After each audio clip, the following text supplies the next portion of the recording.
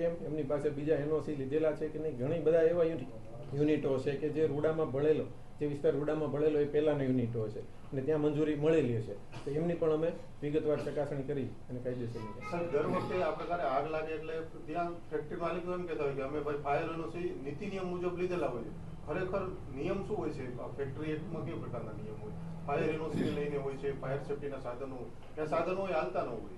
એ તમને વિગતવાર તો ચીફ ફાયર ઓફિસર જ જણાવી શકે. કારણ કે અમારે જ્યારે અમે મંજૂરી આપીએ છીએ ત્યારે એમની સાથે ફાયર એનઓસી જોડેલું હોય એ અમે ચેક કરીને ત્યારબાદ મંજૂરી આપીએ.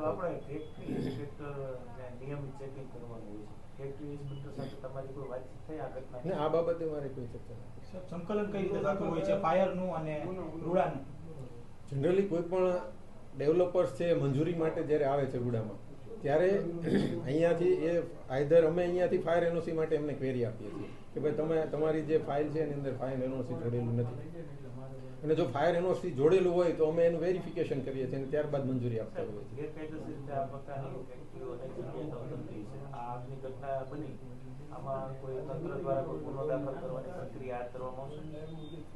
એ આખો હવે પોલીસનો સબ્જેક્ટ છે. પોલીસ અમારી પાસેથી જ્યારે રિપોર્ટ મંગાવશે ત્યારે અમે એમને વિગતવાર રિપોર્ટ.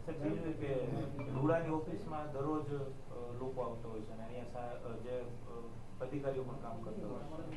સાહેબ, જે રીતના આગની ઘટનાઓ બને છે પછી ફાયર સેફ્ટીના સાધનોની વાત હોય, આપણે પણ ફાયર સેફ્ટીના સાધનો છે પણ એક્સપાયર થયેલા છે, તો આને લઈ અને કોઈ રૂડાની ઓફિસમાં કોઈ કાર્યવાહી?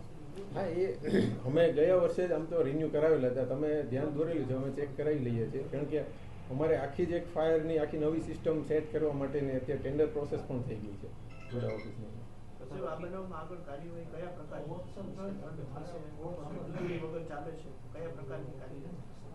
ત્યારે તો એમને ઇમિડિયેટલી એમને નોટિસ આપવામાં આવશે કે અનધિકૃત કોઈ પણ પ્રકારની મંજૂરી વગરની કામગીરી કરેલી છે એટલે તાત્કાલિક નોટિસ આપીને કાયદેસર કાર્યવાહી થશે.